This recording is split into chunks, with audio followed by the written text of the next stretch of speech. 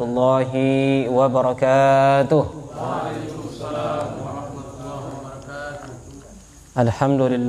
Alhamdulillahil mujibid da'awat, al-qaili fil muhkamil ayatil bayyinat, wa likulli wijhatun huwa muwalliha fastabiqul khairat. Wassalatu wassalamu ala sayyidis sadat sayyidina Muhammadin wa ala alihi wa sahbihi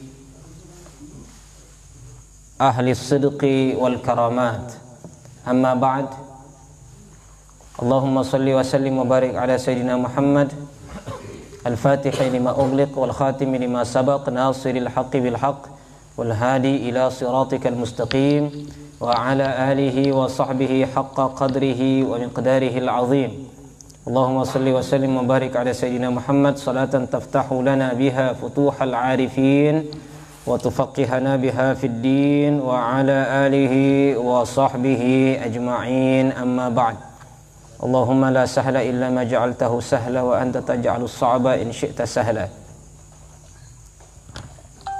Rekan-rekan majelis yang dirahmati Allah Subhanahu wa taala, alhamdulillah kita bersyukur kehadirat Allah Subhanahu wa taala, kita dapat melaksanakan kembali majelis ini walaupun jadwal kita majukan dari hari biasanya karena mengingat kondisi kita yang sementara ada kedukaan di dua desa, sehingga demi untuk teman-teman yang lain bertugas di tahlilan, kita memberi waktu sehingga kita memajukan majelis kita pada malam hari ini. Insyaallah tidak mengurangi keberkahan kita yang kita raih di malam Jumat. Salawat dan taslim senantiasa kita haturkan kehadirat junjungan kita sallallahu alaihi wa alihi wa sahbihi wasallam. Acara ini, majelis ini juga kita siarkan secara live. Mudah-mudahan rekan-rekan yang tidak sempat hadir dapat menyaksikan dari tempat masing-masing. Rekan-rekan yang dirahmati oleh Allah Subhanahu wa taala, kita telah selesai membahas tentang sumber pertama dari syariat kita, yaitu Al-Qur'anil Karim, dan beberapa hal yang berkaitan, hal-hal penting yang berkaitan dengan Al-Qur'an, agar kita memahami sumber syariat, agar kita memahami posisi dan kedudukan dari Al-Qur'anul Karim. Maka pertemuan kita berikutnya, pembahasan kita berikutnya masuk pada masadirut tasyri' yang kedua, yaitu sumber syariat yang kedua, yaitu as-sunnah atau al-hadis. Namun karena permintaan dari jamaah, kita terlebih dahulu membahas satu hal yang juga berkaitan dengan pembahasan kita selama ini, dan ini penting untuk diketahui, yaitu pembahasan mengenai mazhab. Banyak pertanyaan yang muncul mengenai mazhab.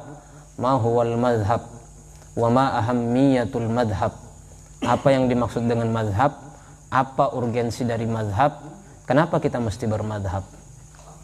Ya, karena kita sering mendengar kalimat ini disebutkan, dinisbahkan kepada para imam mujtahid, tetapi kita belum mengetahui hakikat dari mazhab itu sendiri dan kenapa mesti ada mazhab. Saya berulang kali menyampaikan, kita membahas seperti ini demi untuk menangkal paham-paham yang kalau kata Al-Imam Ali bin Abi Thalib, kalimatu haqqin yuradu bihal batil. Kata-katanya, kalimatnya benar tetapi maksudnya sesat. Yang saya maksud adalah pernyataan atau jargon-jargon yang mengajak kita untuk kembali kepada Al-Quran dan Sunnah. Kita berpikir bahwa memang landasan kita adalah Al-Quran dan Sunnah, dan memang kita harus kembali ke Al-Quran dan Sunnah. Namun maksud dibalik jargon itu berbahaya. Berbahaya dalam arti membuat atau mengajak kita sudah tidak usah mengikuti perkataan para ulama, tidak usah mengambil ilmu dari para imam madhab, langsung saja kita cari sendiri di Al-Quran dan Sunnah.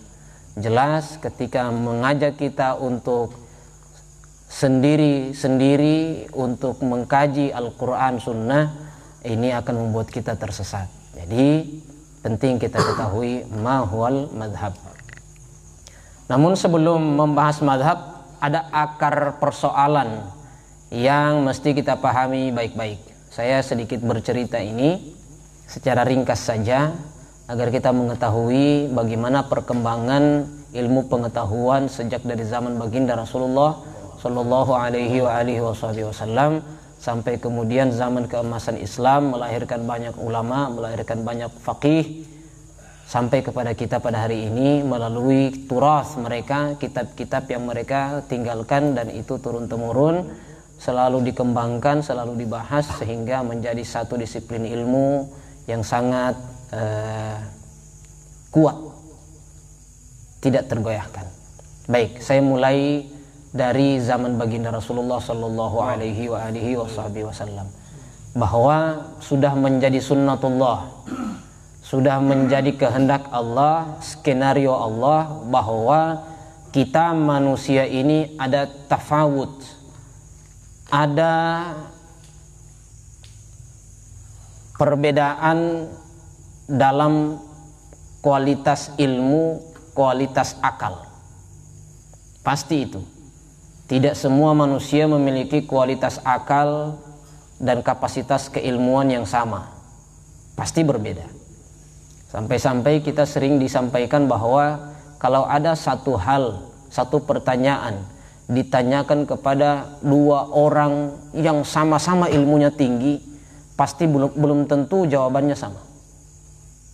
Belum tentu jawabannya sama. Pasti berbeda. Nah, ini menandakan bahwa memang kita ada tafawut, ada perbedaan tingkatan kita di dalam memahami satu hal. Nah, ketika Rasulullah Shallallahu Alaihi Wasallam masih ada, dan ini nanti akan kita bahas dalam hadis, beliau adalah sumber syariat langsung. Ketika ada persoalan, ketika ada kasus, dan ketika ada pertanyaan, maka itu akan langsung dijawab oleh baginda Rasulullah. Kadang turun ayatnya, terkadang beliau yang mengarahkan langsung melalui hadis-hadisnya, perkataan-perkataannya, sabda-sabdanya. Tidak ada masalah. Tapi di zaman Nabi juga, ketika para sahabat berada di satu tempat yang mana mereka tidak memiliki akses langsung kepada baginda Rasulullah, lalu kemudian bertemu dengan hal baru, mereka belum ketahui hukumnya, maka pasti mereka akan berbeda pendapat. Ini ketika Rasulullah masih hidup. Hanya karena mereka tidak berada dalam satu majelis dengan Rasulullah, tidak berada di satu tempat dengan Rasulullah, maka mereka pasti akan berbeda pendapat. Itu sudah jelas. Alasannya tadi itu, karena memang ada tafawut, ada perbedaan kapasitas keilmuan dan akal. Nah, makanya setelah Rasulullah Sallallahu Alaihi Wasallam wafat, banyak muncul problem-problem baru. Kita mau bertanya, Rasulullah sudah tidak ada. Maka para sahabat yang memiliki kapasitas ilmu sendiri-sendiri, jelas di antara mereka akan berbeda pendapat. Walaupun dalam klasifikasinya, dalam pembahagiannya, para sahabat itu ada yang dikategorikan sebagai ulama.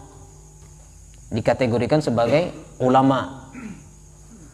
Bahkan dalam klasifikasi yang lebih tinggi lagi, ada yang dikategorikan yang ahli fikih yang ini, yang ahli Al-Quran atau tafsir yang ini, yang ahli ilmu mawaris atau warisan yang ini. Jadi mereka punya spesialisasi masing-masing, punya kehebatan sendiri-sendiri. Nah, tetapi tentu saja semua sahabat punya ilmu.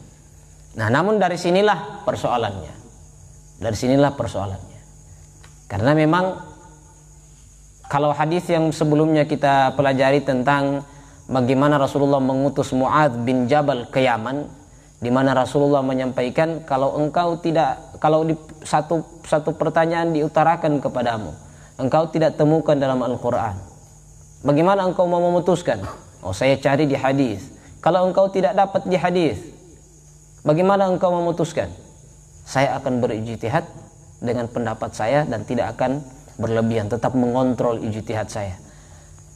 Dari hadis ini sebenarnya isyarat bahwa akan ada persoalan yang tidak akan ada dalam Al-Quran dan hadis.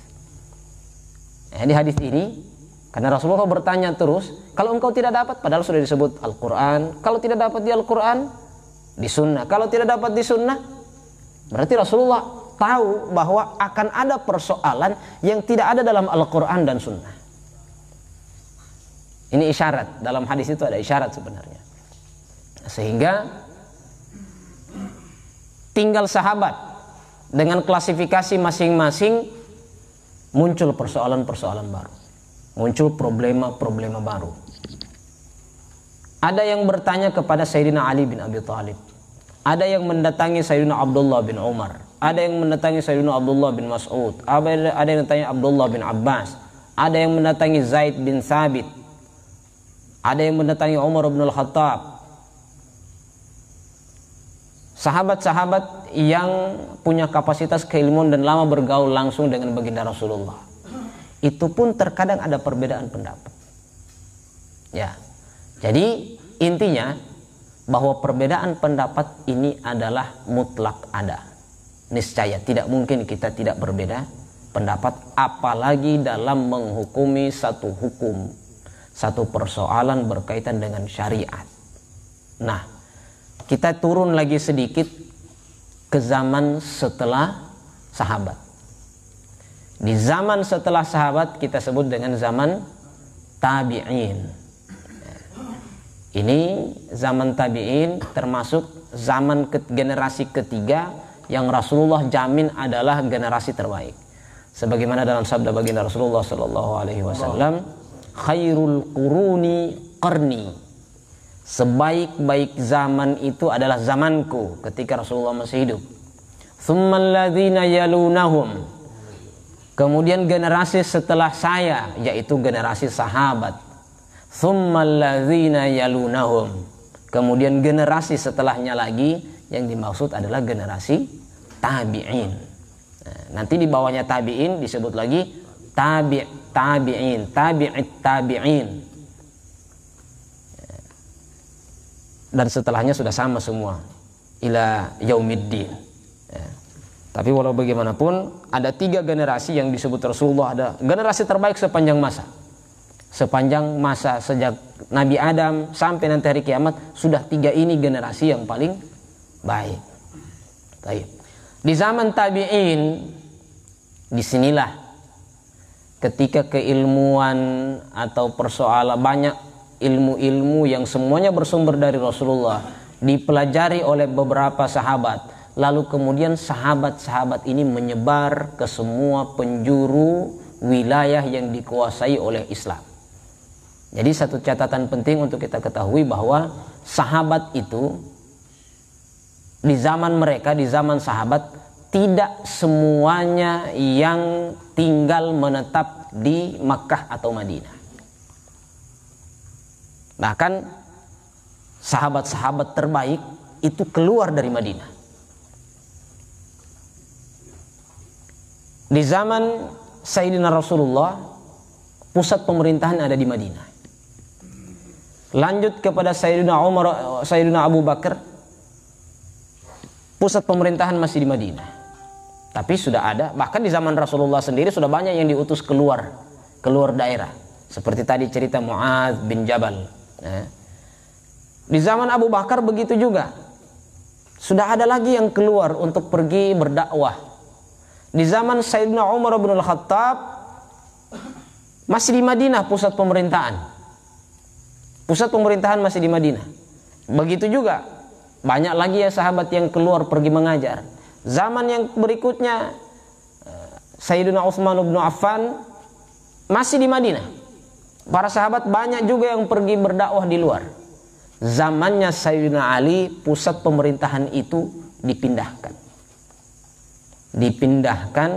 tadinya di Madinah, pindah ke Baghdad.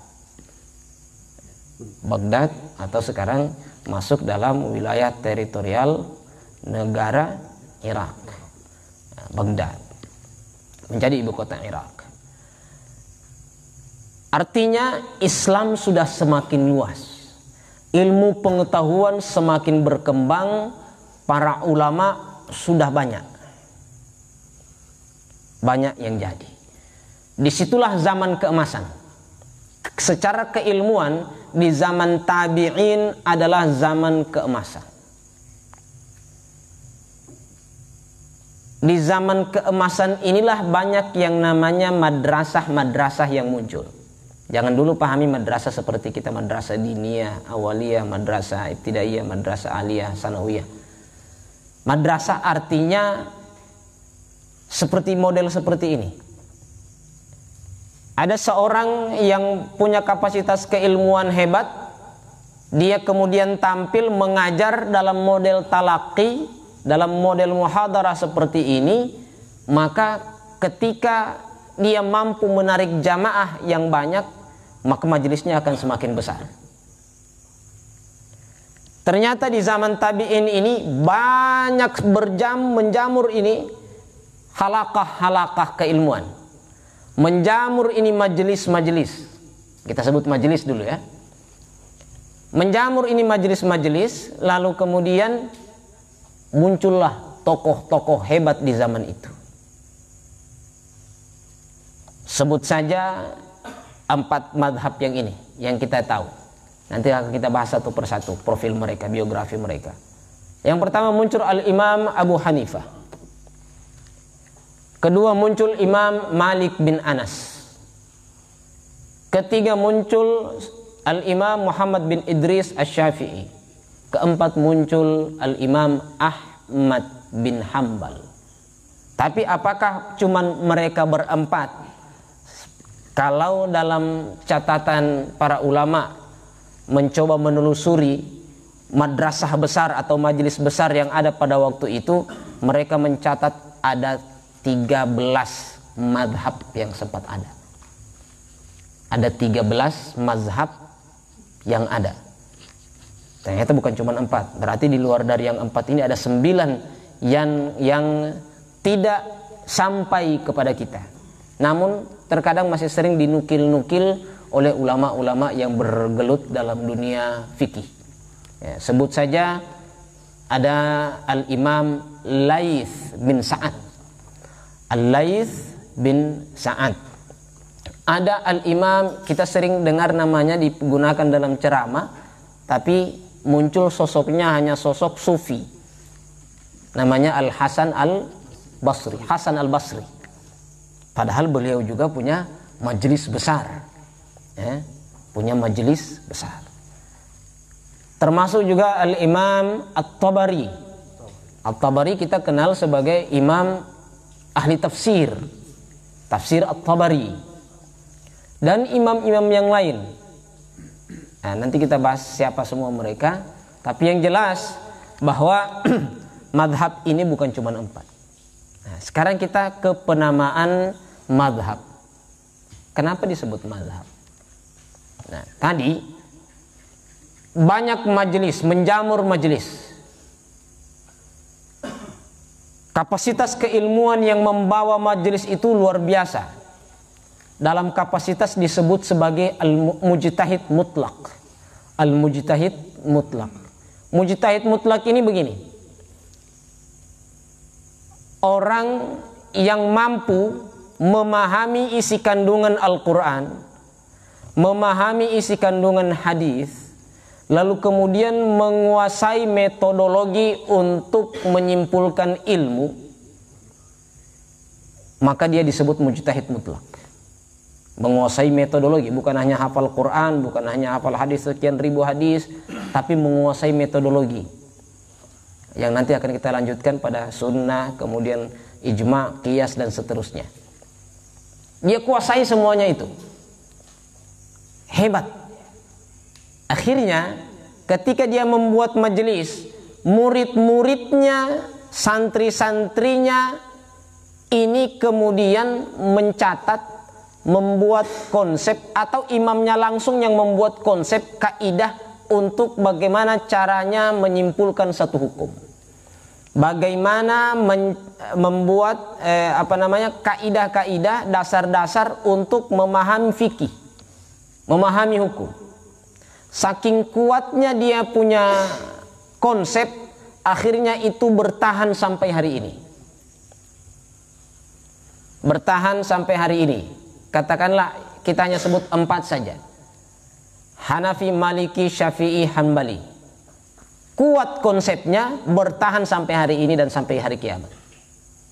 Yang lain kuat juga konsepnya, hanya saja murid-muridnya tidak melanjutkan, sehingga kemudian tidak ada yang melanjutkan konsep, tidak ada yang membukukan, tidak ada yang merekam, tidak ada yang mencatat kembali apa yang disampaikan oleh guru besarnya, sehingga akhirnya hilang di telan zaman.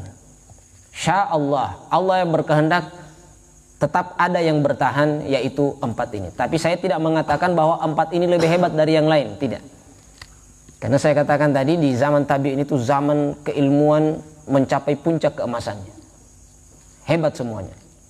Bahkan yang satu tidak segan untuk berguru ke tempat lainnya di zaman tabi'in ini. Nanti akan kita lihat profil mereka satu persatu. Taib. Jadi madrasah ini terbentuk, sekolah atau majelis taklim itu terbentuk, pendapat atau konsep yang tadi itu, itulah yang disebut dengan mazhab. Caranya untuk menyimpulkan satu ilmu, satu hukum, itulah yang disebut dengan madhab. Ijtihad imamnya, pendapat imamnya, itulah yang kemudian disebut madhab. Jadi madhab ini nanti, ini bukan aliran. Mazhab ini bukan agama apalagi. Jangan sampai nanti kita dibenturkan dengan pertanyaan ikut Rasulullah atau ikut mazhab. Rasulullah, mazhabnya Rasulullah, apa mazhabnya Rasulullah? Ini pertanyaan bahlul. Apa mazhabnya Rasulullah? Atau Anda mau ikut Rasulullah atau mau ikut Imam Syafi'i?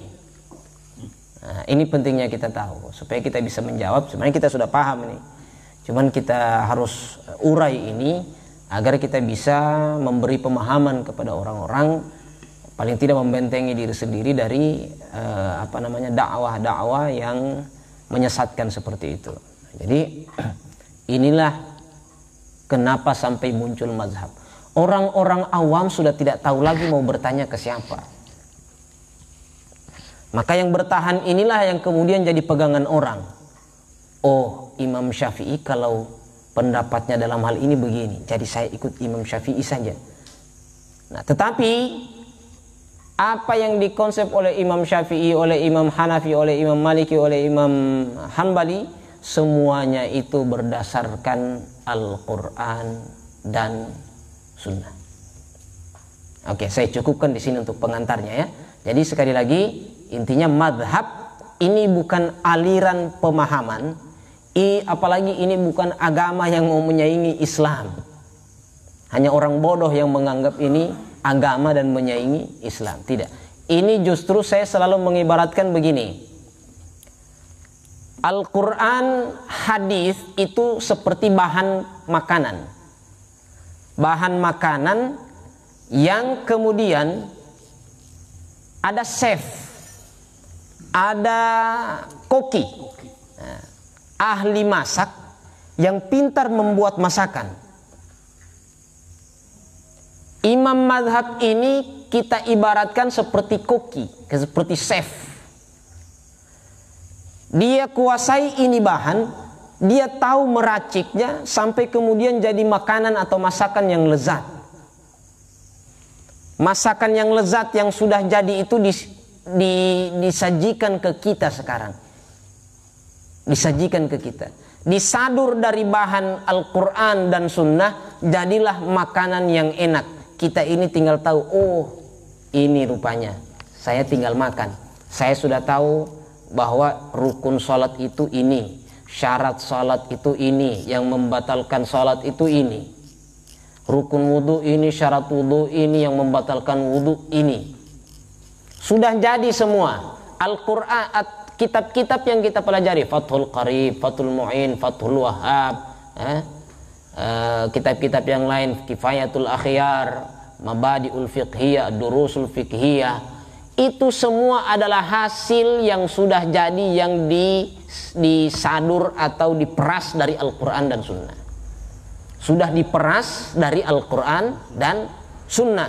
Jadi kita ini enak, kita tinggal terima jadi, sudah jadi tetu, sudah jadi ongo-ongo, sudah jadi onde-onde, tanpa perlu lagi kita disuruh bikin sendiri onde-onde, bikin sendiri itu tetu. Jadi kalau ada pertanyaan tadi, kembali ke Al-Quran dan Sunnah, maksudnya jangan makan makanan yang sudah jadi, masak sendiri. Kira-kira analoginya begitu. Kalau dilarang kita bermadhab, larang kita ikuti ulama, jadi maksud mereka, tinggalkan itu kitab-kitab, baca saja Al-Quran, cari tahu sendiri hukumnya. Siapa yang mampu? Tentu saja. Pasti kalau kita sendiri yang racik, kita sendiri tidak mau makan. Siapa kita? Untuk pegang sendok panci saja mungkin gemetar tangan kita.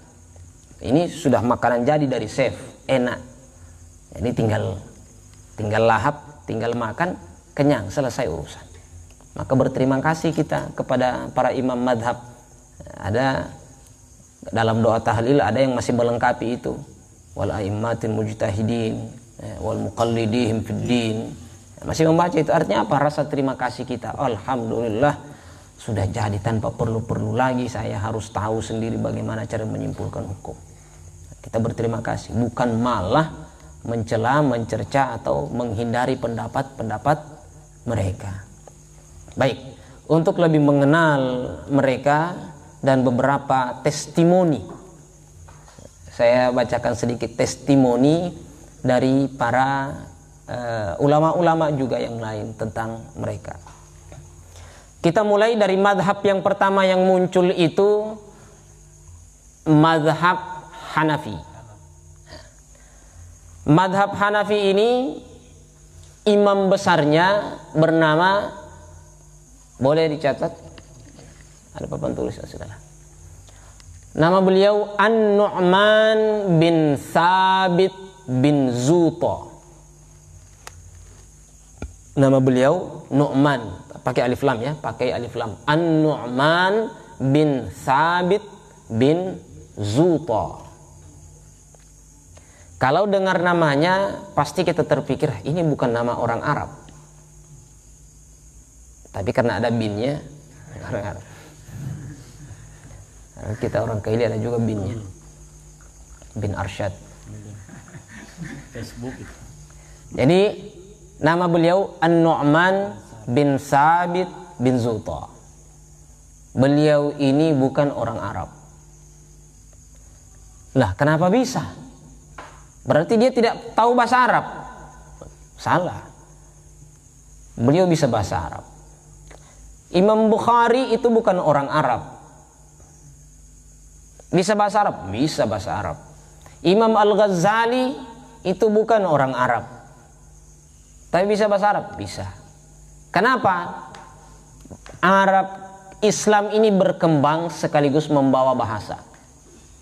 Islam berkembang sekaligus membawa bahasa. Tadinya Mesir itu bukan negeri Arab, tapi kemudian diutus salah seorang sahabat Amr bin As, diutus ke Mesir. Futuhat di sana, ditaklukkan, dikuasai oleh Islam, sejahtera. Akhirnya Mesir merubah bahasa aslinya menjadi bahasa Arab. Maka mereka menamakan negara mereka Jumhuriyah Misra Al-Arabiyah, Republik Arab Mesir. Tadinya bukan Arab. Bukan Arab. Mesir itu bukan Arab. Kita lihat dalam benuanya juga, dalam peta dunia itu dia masuk ke dalam benua Afrika. Apalagi cuma yang dekat-dekat, Baghdad, Basrah, Kufah, Hijaz, Palestina, itu kemudian semua bahasanya ikut bahasa Arab. maka otomatis anak-anak yang lahir pada waktu Islam sudah berkuasa semuanya sudah berbahasa Arab, termasuk nanti Al-Imam An-Nu'man bin Thabit bin Zuta, bukan orang Arab. Kalau kata Prof. Quraisy Shihab, ini salah satu bukan Prof. Quraisy Shihab, kata Gus Baha, salah satu mukjizatnya ayat wa ma arsalnaka illa rahmatan lil alamin itu. Islam adalah rahmat bagi sekalian alam. Salah satu maksudnya juga menurut beliau bahwa siapapun bisa jadi ulama, hatta bukan orang Arab. Hatta bukan orang Arab. Ini rahmatan lil alamin, artinya Islam ini akan menjadi senjata, akan menjadi kehebatan bagi siapapun yang mempelajarinya walaupun bukan orang Arab. Ini maksudnya salah satunya menurut Kiai Haji Bahauddin Nur Salim. Taib. Jadi nama beliau Nu'man bin Thabit bin Zuta, lahir tahun 80 Hijriah. Lahir tahun 80 Hijriah. Masih zaman tabi'in. Nah, masih zaman tabi'in. Beliau ini saya cerita lepas saja. Salah satu karamahnya beliau ini, beliau ini bisa kasyaf perbuatan dosanya orang. Kasyafnya Imam Hanafi ini bisa mendeteksi perbuatan dosa yang dilakukan orang, tapi tidak sembarang waktu. Kapan dia bisa tahu dosa yang orang lakukan? Ketika orang itu berwudu. Kalau dia lihat orang berwudu, dia tahu orang itu habis melakukan apa. Dalam riwayat seperti itu. Kenapa? Dalam hadis Rasulullah sampaikan bahwa dosa-dosa itu berguguran ketika kita berwudu seiring dengan tetesan-tetesan air wudu yang jatuh itu. Gugur semua dosa-dosa kita. Dan disitulah kasyafnya Imam Hanafi. Ketika kita wudu, mungkin jatuh, mungkin dia lihat, oh ini dosa ini yang jatuh. Ini dosa ini yang jatuh. Ini dosa ini yang jatuh. Dia tahu, oh ini orang dosanya ini. Hebatnya Al-Imam Abu Hanifah. Kita jangan berpikir bahwa ketika kita sebut mereka ahli fikih itu mereka bukan seorang sufi, bukan seorang wali, bukan seorang ahli ibadah. Tidak. Mereka bahkan saking hebat ibadahnya, saking bersihnya hatinya, diberikan karamah-karamah yang luar biasa. Salah satu riwayat juga mengatakan ada tetangga dari Imam Abu Hanifah ini, Imam Hanafi, yang dia mengira bahwa selama ini ketika dia bangun tengah malam ini, tetangganya ini, itu ada tiang di dalam rumahnya Abu Hanifah. Tidak bergerak-gerak. Oh itu tiang. Setiap kali bangun tengah malam ada tiang, ada sesuatu yang bergerak, ada lurus. Dia lihat dari jendelanya Abu Hanifah. Nanti meninggal Imam Abu Hanifah, hilang itu tiang. Dia tanya, siapa itu? Apa itu? Mana tiang di sini? Ternyata itu Imam Abu Hanifah yang setiap malam sholat tahajud tidak bergerak-gerak. Nanti meninggal Imam Abu Hanifah, baru ketahuan, oh ternyata itu bukan tiang. Itu manusia yang sholat tahajud, saking khusyuknya itu tidak bergerak. Ini Imam Abu Hanifah. Nah, siapa gurunya Imam Abu Hanifah? Guru beliau ini satu yang paling guru besarnya namanya Hammad bin Abi Sulaiman. Hammad bin Abi Sulaiman. Siapa ini gurunya Hammad bin Abi Sulaiman ini? Ini adalah muridnya Anas bin Malik. Jadi Anas bin Malik punya murid namanya Hammad bin Abi Sulaiman. Turun ke Nu'man bin Thabit bin Zuta, Imam Abu Hanifah. Cuman satu itu gurunya, banyak. Banyak sekali gurunya. Tentunya saja kita tidak perlu membahas terlalu panjang lebar siapa saja gurunya. Ini luar biasa. Ada 2 lembar kalau dibaca satu persatu gurunya. Artinya begini, ternyata jadi ulama itu, jadi orang hebat itu tidak boleh hanya berguru di satu tempat. Ya. Nanti kan kita sampai ke profilnya Imam Malik. Imam Malik ini punya 900 guru. Imam Malik 900 guru. Luar biasa mereka. Jadi itulah Al-Imam Abu Hanifah, gurunya. Lalu kemudian nanti kita juga harus tahu bahwa ada 3 murid besar dari Imam Abu Hanifah. Saya tidak terlalu merinci lagi. Saya sebut ada muridnya, ada 3 yang paling hebat. Yang pertama namanya Abu Yusuf, yang kedua Muhammad bin Hasan Asy-Syaibani, kemudian yang ketiga ini yang kurang populer tapi dia juga setara dengan yang 3, yang 2 lainnya ini namanya Zufar, Imam Zufar.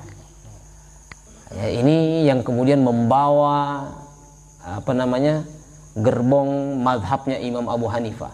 3 orang ini muridnya banyak, tapi yang paling menonjol ini 3 ini, Abu Yusuf, Muhammad bin Hasan Asy-Syaibani, kemudian yang ketiga Imam Zufar. Imam Zufar. Taib. Kemudian kita secara ringkas berpindah ke madhab yang kedua. Jadi ini sesuai urutannya ya. Yang pertama nanti Imam Abu Hanifah, lahir pada tahun 80 Hijriah dan wafat tahun 150 Hijriah. Jadi ada berapa umurnya itu? 70 tahun. Wafat beliau dalam umur 70 tahun. Insyaallah. Kita ringkas-ringkas saja. Kemudian yang kedua, al-imam yang kedua baru kemudian Imam Malik. Ini kita urutkan sesuai zamannya ya. Jadi setelah Abu Hanifah, besar madrasahnya, besar konsepnya, terkenal di mana-mana. Di Makkah, Madinah, yang tadinya ibu kota Islam ada di sana, tapi kemudian pindah ke Baghdad. Ternyata di sana muncul juga seorang yang luar biasa juga. Nama beliau Al-Imam Malik bin Anas bin Malik.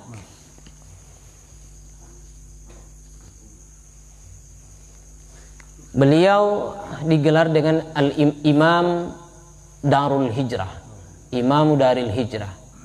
Imam Darul Hijrah maksudnya Madinah ya. Darul Hijrah itu maksudnya Madinah. Beliau ulama terbesar di Madinah pada zamannya. Terbesar di Madinah pada zamannya. Jadi nama beliau tadi Malik bin Anas bin Malik. Tapi bukan nanti anaknya Anas bin Malik yang sahabat. Bukan Anas bin Malik yang sahabat. Jadi bapaknya Anas bin Malik, tapi bukan Anas bin Malik yang sahabat ya. Beda juga. Beda. Jadi dalam ini kebiasaan juga beberapa sahabat ada yang nama itu agak unik nanti. Nama bapaknya, anaknya digonta-ganti seperti itu. Malik bin Anas bin Malik bin Anas bin Malik, boleh seperti itu. Bahkan lebih luar biasa juga namanya Imam Ghazali kemarin, Muhammad bin Muhammad bin Muhammad bin Muhammad bin Ahmad Al-Ghazali. Anaknya lagi Abu Hamid, Hamid lagi namanya. Jadi kalau di Indonesia ada juga, di Jawa ya, Gusmus, Mustafa bin Bisri bin Mustafa bin Bisri bin Mustafa bin Bisri. Bapak anaknya Mustafa Bisri, bapaknya Bisri Mustafa, kakeknya Mustafa Bisri, buyutnya Bisri Mustafa. Seperti itu. Jadi cuma nama-nama itu yang mereka turun-temurun. Bisri Mustafa, Bisri Mustafa. Boleh jawab itu Ustaz.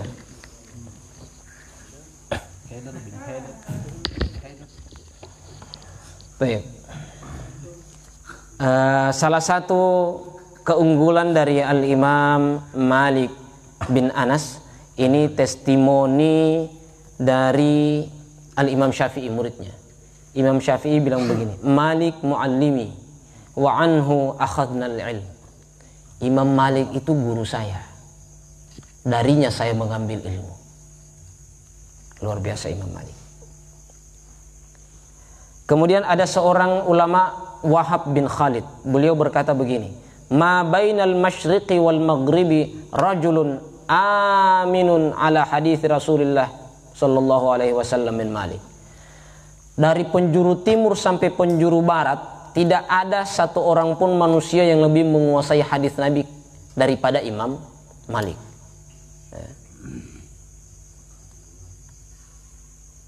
Ini dari timur sampai barat kata beliau. Perkataan Imam Syafi'i, beliau berkata, laula Malik wa Sufyan bin Uyainah la dhahaba ilmul Hijaz. Kalau bukan karena Imam Malik dan ada satu orang lagi nama ulamanya Sufyan bin Uyainah. Kalau bukan mereka berdua ini kata Imam Syafi'i, hilang ilmunya orang Hijaz. Hijaz itu Makkah, Madinah dan sekitarnya. Kalau bukan mereka berdua ini hilang, artinya turun ke situ semua. Imam Malik dan Imam Ibnu Sufyan bin Uyainah. Mereka berdua ini jadi patron di Hijaz. Taib. Kemudian ini hebatnya lagi. Kana Malik idza arada an yakhruja yuhdithu tawadda'a wudu'ahu lis-shalah wa labisa ahsana thiyabahu wa mashata lihyatihi faqila lahu fi dhalik faqala awqir bi hadithi Rasulullah sallallahu alaihi wasallam. Imam Malik ini kalau ada orang datang bertanya, ada tamu datang mau bertanya satu permasalahan, beliau tanya, Anda mau datang mau tanya apa? Kalau yang datang itu berkata, saya mau belajar hadis atau saya mau dengar hadis, saya mau tanya sesuatu tentang hadis, maka Imam Malik masuk rumah, belum langsung jawab.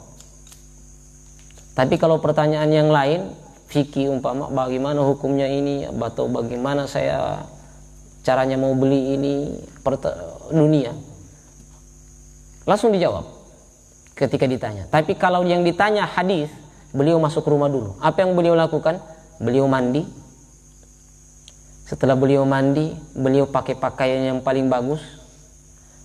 Setelah pakai pakaian paling bagus, beliau salat 2 rakaat. Beliau sisir rambutnya, beliau pakai wewangian, lalu kemudian beliau keluar, baru tanya, silahkan bertanya tentang hadis. Kalau ditanya tentang hadis. Ini Imam Malik.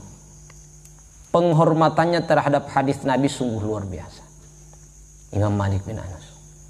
Pokoknya setiap kali ada yang mau tanya hadis selalu diperlakukan seperti itu. Pakai wangi-wangian, mandi, sisir, pakai baju paling bagus, baru sebutkan hadis. Berwudu baru kemudian sebutkan hadis. Kita ini kadang tidak usah hadis, Al-Quran saja kita kadang mau wudu mau tidak, rokok di tangan dan bahkan ada yang masih junub juga pegang Al-Quran. Ajib, tidak ada berkah. Ini bagaimana Imam Malik menunjukkan ke kita berkahnya hadis baginda Rasulullah Sallallahu Alaihi Wasallam.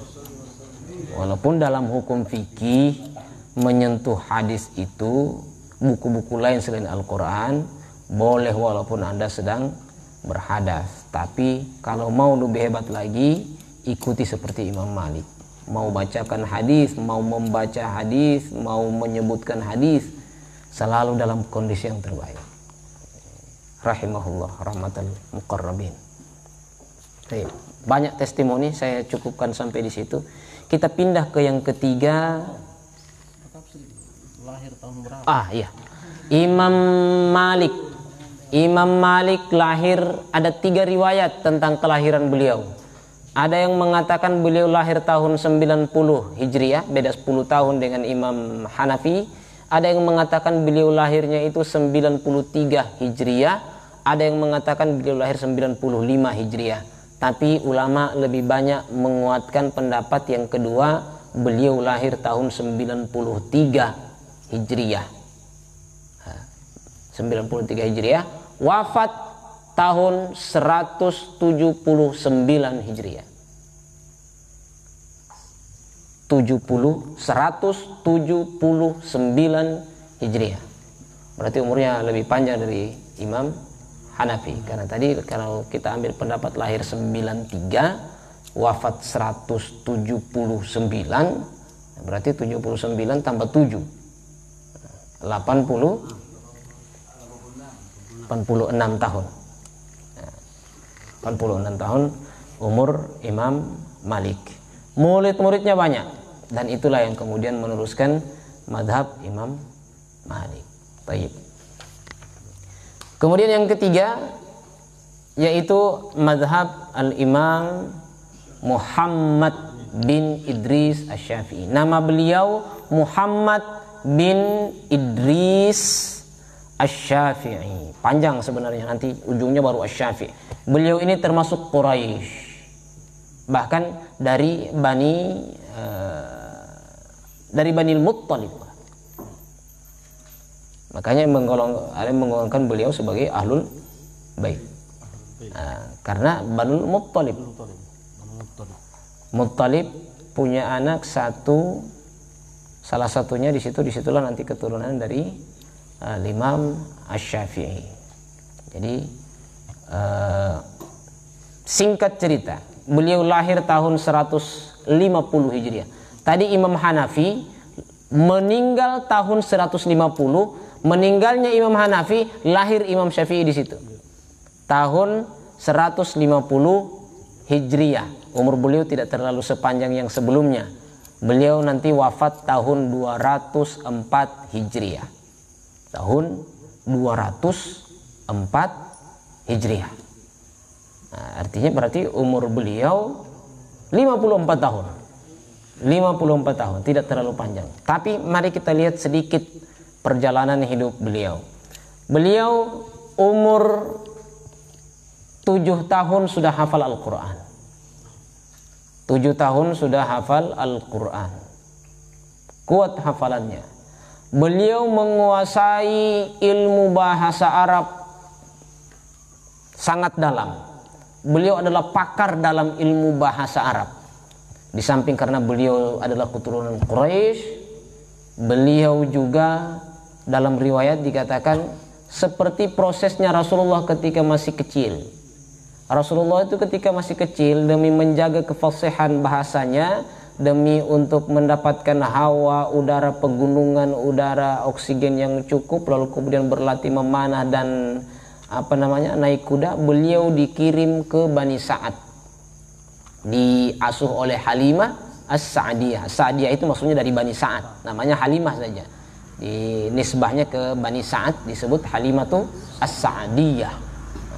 Imam Syafi'i juga begitu, ketika beliau masih kecil dia dikirim ke satu perkampungan sama modelnya untuk mempelajari itu, sehingga bahasanya dia fasih, sangat luar biasa. Ya, ini Imam Asy-Syafi'i. Umur 13 tahun dibawa oleh ibunya menghadap ke Imam Malik. Di sinilah luar biasanya kisahnya dari Imam Asy-Syafi'i. 13 tahun menghadap mau mendaftar di madrasahnya Imam Malik. Dibawa oleh ibunya Imam Syafi'i sampaikan, saya punya anak mau belajar langsung sama Imam Malik. Imam Malik katakan, yang belajar dengan saya ini orang tua. Artinya para masyayikh, para imam dan pegawai syara. Para masyayikh, saya belum terima anak-anak, mungkin masuk di ibtidaiyah dulu.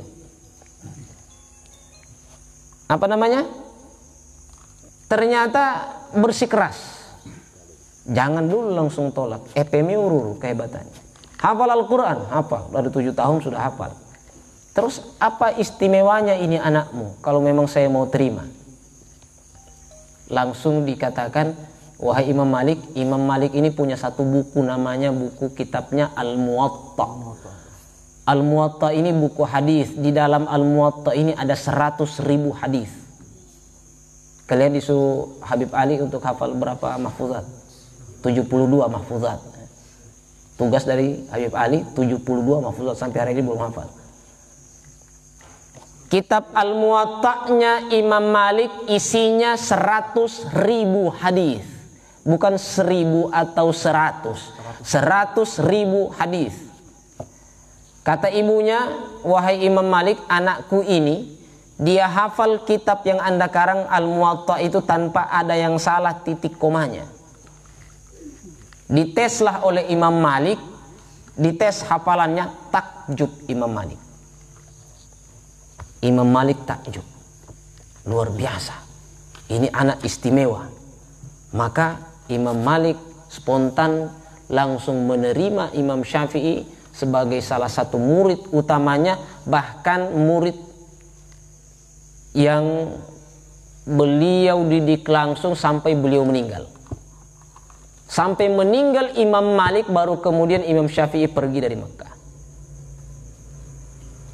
Jadi dia ambil semua ilmunya Imam Malik. Jadi ini luar biasanya Imam Malik. 16 tahun Imam Syafi'i ini berguru langsung di Imam Malik. Sampai ada satu kisah, ada riwayat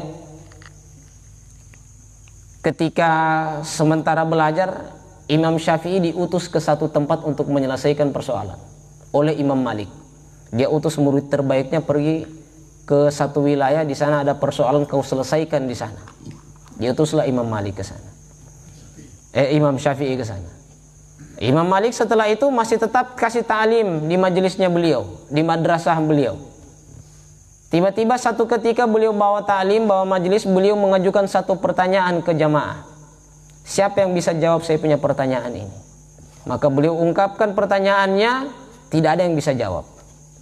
Ternyata Imam Syafi'i yang tadi sudah disuruh diutus, ternyata sudah datang, cuman belum melapor, hanya duduk bersama-sama dengan jamaah. Imam Malik tidak tahu. Tiba-tiba Imam Syafi'i colek orang di sebelahnya. Coba kau jawab, ini jawabannya. Ini jawabannya pertanyaannya, kita punya guru. Berdiri itu orang, saya Imam Malik, saya bisa jawab pertanyaannya Anda.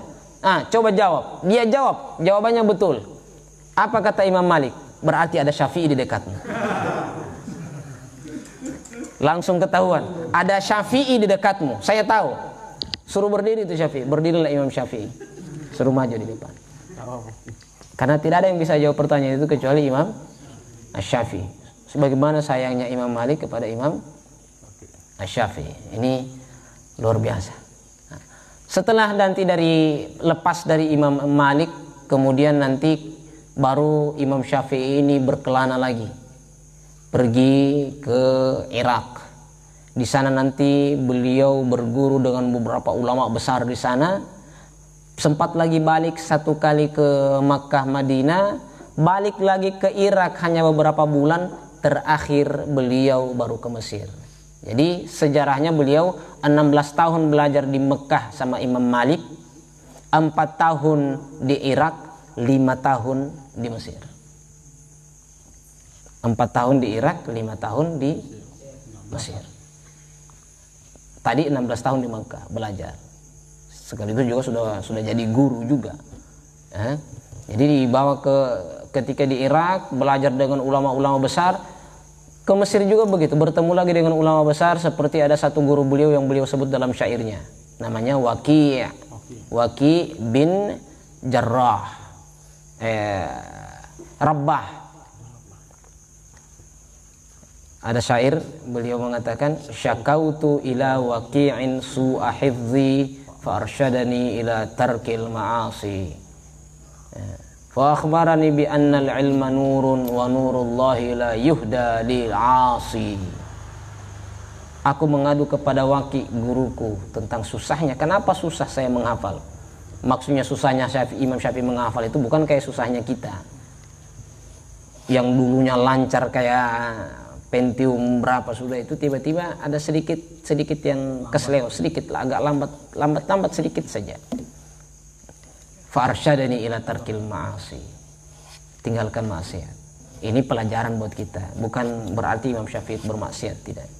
Ini beliau para talibul ilmi diarahkan seperti itu, ila tarkil ma'asi wa akhbarani bi anna al-ilma nurun, memberitahuku bahwa ilmu adalah cahaya dan cahaya Allah tidak diberikan kepada orang yang bermaksiat. Nah, ini salah satu pelajaran. Di situ juga beliau nanti bertemu dengan Imam Al-Laits, di situ bertemu juga, belajar juga dengan Sufyan bin Uyainah, belajar juga dengan imam-imam besar yang lain.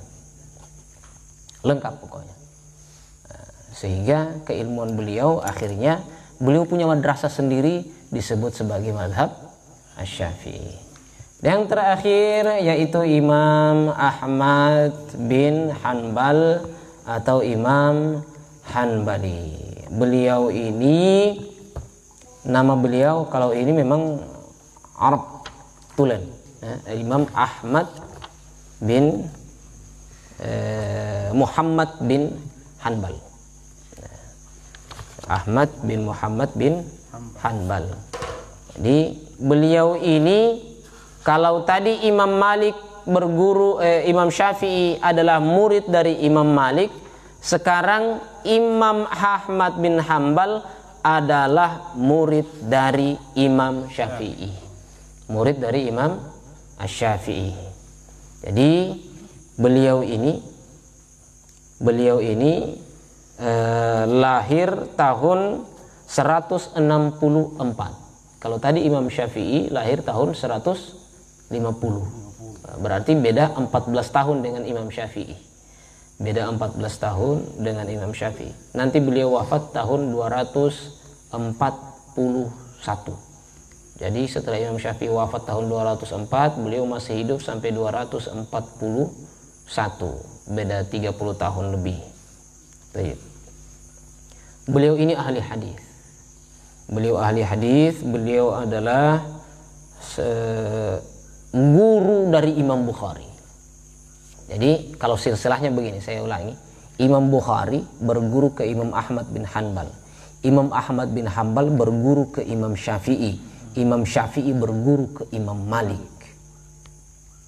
Ini silsilahnya. Silsilah keilmuannya begitu, ya. Imam Malik nanti kita tarik, Imam Malik berguru kepada Nafi', Imam Nafi'. Imam Nafi' berguru kepada Abdullah bin Umar. Abdullah bin Umar berguru kepada Rasulullah sallallahu alaihi wasallam. Silsilah keilmuannya begitu. Ini luar biasa.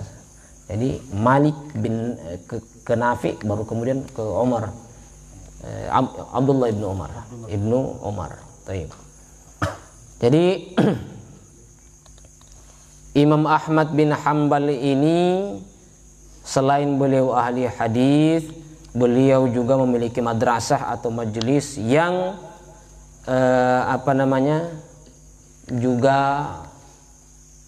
besar, sehingga kemudian sampai hari ini masih terus dilestarikan konsep pemikirannya. Di antara murid-murid beliau adalah disebut satu persatu di sini, yang saya sebut yang kita kenal saja, Imam Al-Bukhari, Imam Muslim, Imam Abu Dawud, Imam Ad-Dimishqi, dan Ibnu Rajab Al-Hambali.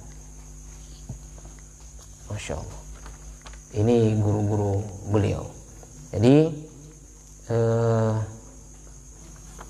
murid-muridnya, bukan gurunya. Murid-muridnya. Kalau gurunya banyak, bukan hanya Imam Syafi'i, ya. Tapi itu tadi saya katakan bahwa silsilah keilmuan mereka ini belajar itu bukan hanya pada satu guru. Sebenarnya kita juga begitu. Kita ini bukan belajar pada satu guru, banyak guru kita, cuma kita tidak ingat lagi. Kita lupa guru SD, guru SMP, guru SMA, dosen-dosen di kampus. Coba sebutkan nama-nama dosen yang pernah mengajar, sudah tidak ingat. Gimana? Yang diingat cuma guru-guru yang kiler, ya. Pak Said, ini itu lain, itu guru khusus. Jadi ini kian kemari kita punya kesadaran tentang sanad ilmu itu sudah semakin hilang. Tapi walhasil karena zaman kita sudah zaman instan, kita sudah banyak terima jadi. Jadi usaha-usaha kita ini tidak seberat lagi usaha mereka dalam menuntut ilmu. Konon Imam Al-Bukhari itu murid dari Imam Ahmad bin Hanbal, mau cari satu hadis saja harus berjalan bermil-mil. Dari Makkah ke Mesir jalan kaki, dari Mesir ke Irak, ke Basra, ke Kufah jalan kaki. Dengar di sana ada satu hadis, ada perawinya di sana, pergi lagi jalan. Kita ini tinggal search Google, yang penting pulsa data ada. Ini kita. Nah, tiba-tiba kita mau menyalahkan mereka. tiba-tiba kita merasa menganggap kita lebih hebat dari mereka. Kita anggap, wah, siapa juga itu imam madhab. Padahal tadi itu saja masa kecilnya Imam Syafi'i sudah hafal 100.000 hadis Muwatta. 100.000 hadis Muwatta. Itu belum hadis lain, masih satu kitab itu. Ya, kita syukur-syukur ada 10 hadis. Syukur-syukur dari 10 hadis itu ada 2 hadis sampai diri perawinya, lengkap dengan matan dan sanadnya, rawinya. Lagi-lagi saya menyampaikan di akhir penyampaian ini, kita hormati ulama, kita ta'zim sama ulama, apalagi para salafus saleh, para a'immatul madzahib, para imam mazhab, bahkan para mujtahid mazhab. Nanti ada lagi istilahnya mujtahid mazhab. Kalau imam mazhab yaitu Imam Syafi'i, Imam Maliki, Imam Hanafi, Imam Hambali. Ada lagi mujtahid mazhab. Dalam satu mazhab itu ada lagi imamnya. Imamnya itu yang disebut mujtahid mazhab.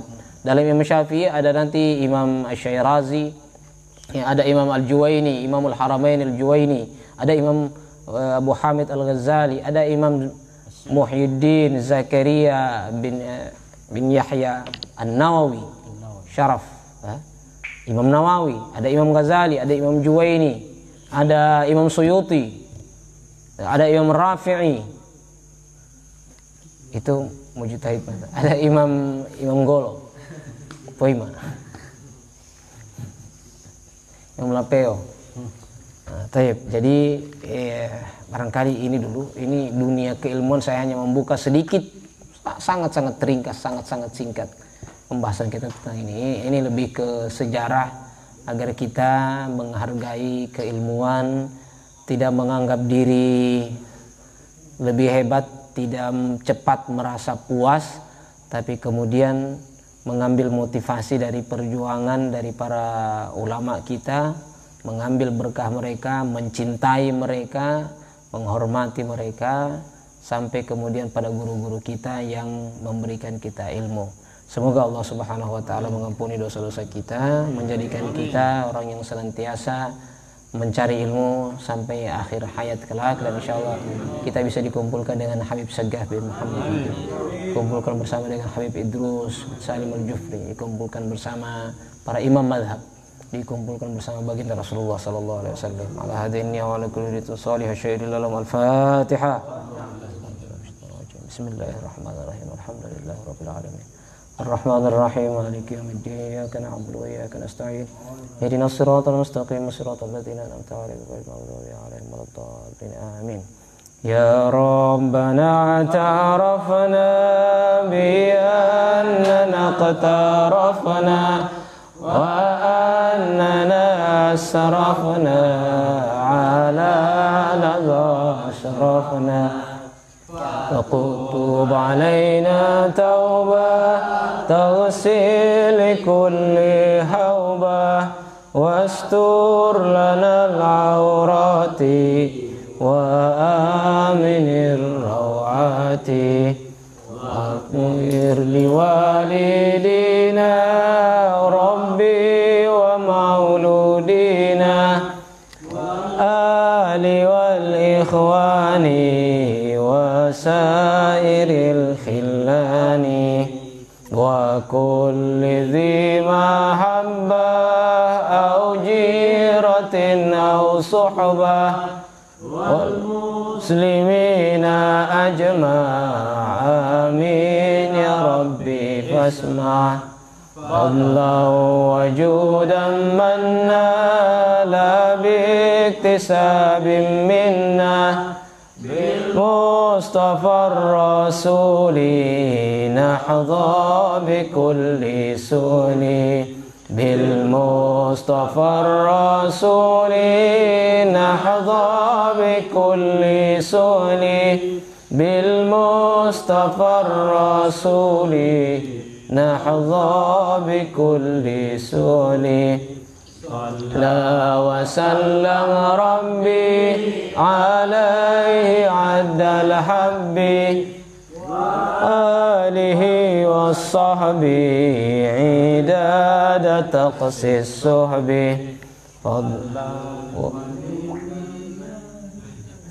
بالبدء والتناهي حمدا كثيرا دائم محبة النسائم